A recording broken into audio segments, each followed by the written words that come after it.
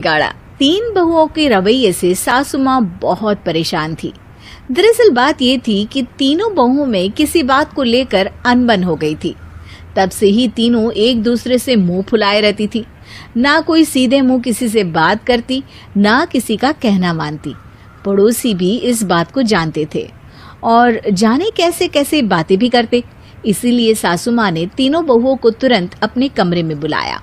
मैं कई दिनों से देख रही हूँ, तुम तीनों अलग अलग सारे काम कर रही हो। ये सब नहीं चलेगा, तीनों को मिलकर ही काम करना पड़ेगा। सास की बात सुनकर एकदम से बड़ी बहू बोल उठती है। नहीं मम्मी जी, मैं इन दोनों के साथ कुछ नहीं कर सकती। मैं इस घर की बड़ी बहू हूँ, फिर भी ये मेरा कहना बिल्कुल भी नहीं मानती। अरे जेठानी जी, जानबूझकर मुझे डबल काम करवाती है आप। और छोटी मुझसे टेढ़े मुंह ही बात करती है। इन दोनों के बीच हमेशा सैंडविच बन जाती है मेरी, और मैं हमेशा आलू की तरह बीच में मसली जाती हूँ। मम्मी जी, इन दोनों को लगता है कि मैं छोटी हूँ तो इनके पैरों तले दब जाऊंगी, लेकिन नहीं, मेरा भी उतना ही अधिकार है जितना इन दोनों का है। बड़ी आई दोनों मेरी चुगली करने के लिए, मुझे क्या कम समझ रखा है। तीनों बहू एक दूसरे से बहस करने लगती है और सास दोबारा ये देखकर टेंशन में आ जाती है और सबसे कहती है, चुप हो जाओ, अब से तुम तीनों सारे काम एक साथ करोगी।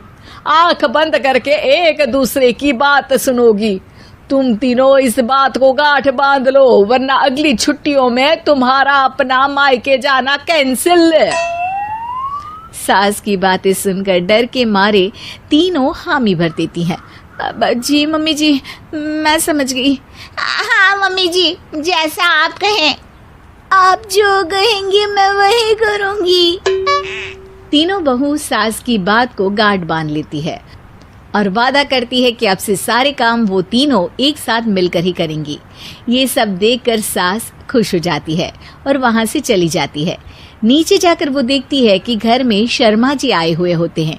सास जोर से आवाज लगाकर कहती है, अरे बहू, जरा चाय बनाकर तो लाना, शर्मा जी आए हैं।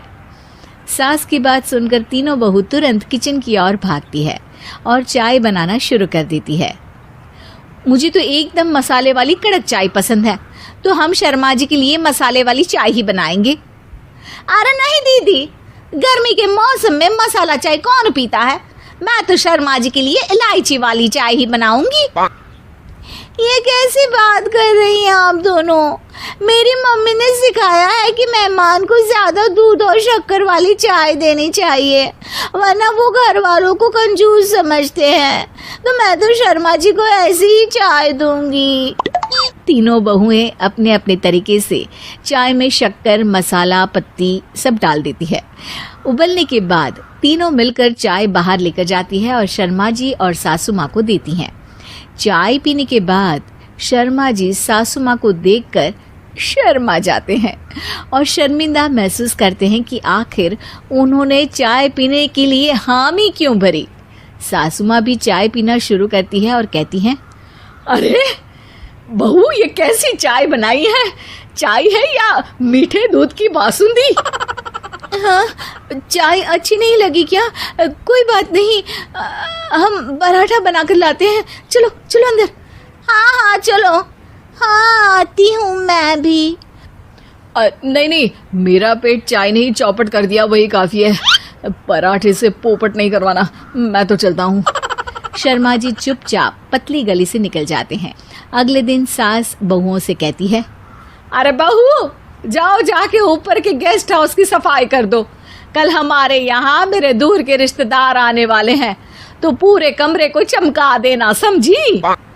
तीनों बहू सास की बात को मानकर ऊपर सफाई करने चली जाती हैं और तीनों कमरे की सफाई चालू कर देती है। बड़ी बहू मकड़ी के जाले साफ करती है, तो बीच वाली झाड़ू लगाना और छोटी वाली सर्फ डालकर जमीन धोना शुरू कर देती है। अरे दीदी, जेठानी जी, अभी मैंने पूरी फर्श धोई और आप फिर से धूल नीचे गिरा रही हैं। और मछली जेठानी जी, आप बिना झाड़ू की धूल यहाँ छटक रही हैं। अरे तीनों को साफ करना है, एक साथ सफाई करते हैं ना। अरे वही तो, हम साथ साथ हैं, घर साफ साफ है। तीनों बहू ऐसे ही काम में उलझ जाती है और 2 घंटे तक एक ही कमरे की सफाई करती रहती है। बहुत देर से अपनी बहुओं को ना देखने के कारण सास ऊपर कमरे में उन्हें देखने जाती है, लेकिन कमरे में घुसती ही वो गीली फर्श पर फिसलने के कारण नीचे गिर जाती है। ओरी मोरी मैया, हड्डी मरोड़ के रख दी। आए मेरी तो कमर ही टूट गई रे। तीनों बहुएं सास को उठाती हैं और बिस्तर पर सुला देती है। अरे मेरे हाथ पैर दर्द कर रहे हैं, दबा दो, आराम मिलेगा। हाँ जी माँ जी। अरे जी माँ जी माँ जी। और तीनों बहुएं एक साथ सास के हाथ को दबाना शुरू कर देती हैं। माँ की तो चीख ही निकल जाती है और नतीजा ये होता है कि सास के बचे हुए शरीर में भी दर्द उठ जाता है। हाय राम, ये क्या कर दिया तुम तीनों ने। अरे मेरी तो किस्मत ही फूटी है कि तुम जैसी बहुएं मुझे मिली। हे भगवान, पूरे शरीर में दर्द बढ़ गया है। अब तो पता नहीं कि चल भी पाऊंगी या नहीं। माफ करो, मुझे गलती हो गई मुझसे कि तुम तीनों को एक साथ काम करने के लिए बोला। सोचा था तीनों मिलके अच्छे से काम करेगी, लेकिन बड़े बुजुर्ग सही कहते थे कि 3 तिगाड़ा काम बिगाड़ा। तुम लोगों ने ये बात ना आज साबित करके दिखा दी। तुम तीनों को तो समझाना यानी मानो भैंस के आगे बीन बजाना है। तुम्हें अकेले अकेले काम करना है ना, तो अब से तुम अकेले ही अपना अपना काम करो। तीनों बहुएं वहां से जाने लगती है। अरे कहाँ जा रही हो? आप ही ने तो कहा कि अपना अपना काम करो, तो मुझे मुल्तानी मिट्टी लगानी है। अरे मुझे भी तो नेल पॉलिश लगानी है, मुझे ना मेहंदी लगानी है। सास अपना सर पीट लेती है और कहती है, अरे मुझे भी लगाना है कुछ। क्या माँ जी? क्या माँ जी? क्या माँ जी? तुम्हारे घर वालों को फोन तुम्हारी हरकतें बताने के लिए।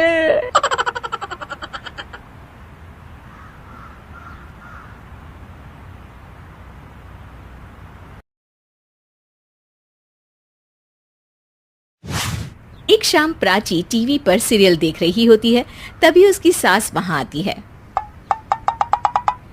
अरे सीरियल में तो ऐसे मग्न है जैसे आज रात का खाना पड़ोसी आकर बनाएंगे।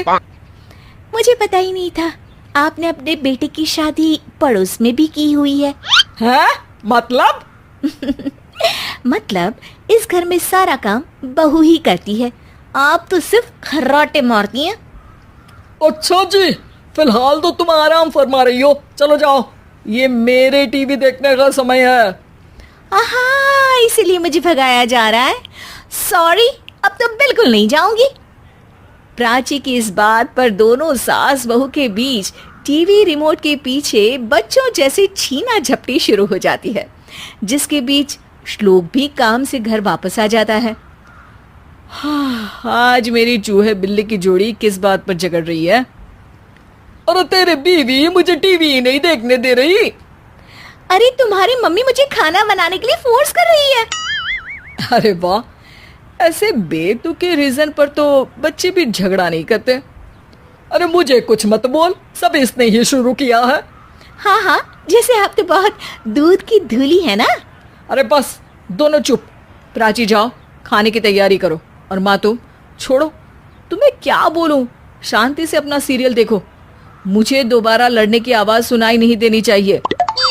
ऐसा बोलकर श्लोक वहां से चला जाता है, जिसके पीछे पीछे प्राची भी कुछ न कुछ बड़बड़ाते हुए रसोई में चली जाती है। हाँ, सासू जी को तो कुछ बोलेंगे ही नहीं, बस मुझ पर ही हुक्म चलता है, खाना बनाओ, जैसे मैं इनके घर में खाना बनाने के लिए आई हूँ। इसी तरह शाम बीतती है और रात को श्लोक और प्राची की सास खाना खाकर सोने चले जाते हैं, लेकिन प्राची गुस्से में कुछ खाए बिना काम में ही लगी रहती है। इस घर में किसी को घंटा फिक्र नहीं पड़ता, मैं खाऊं या भूखी रहूं। प्राची कुछ देर के लिए रसोई से बाहर जाती है और जैसे ही वापस आती है तो वहां दूध का भरा ग्लास देखकर हैरान रह जाती है।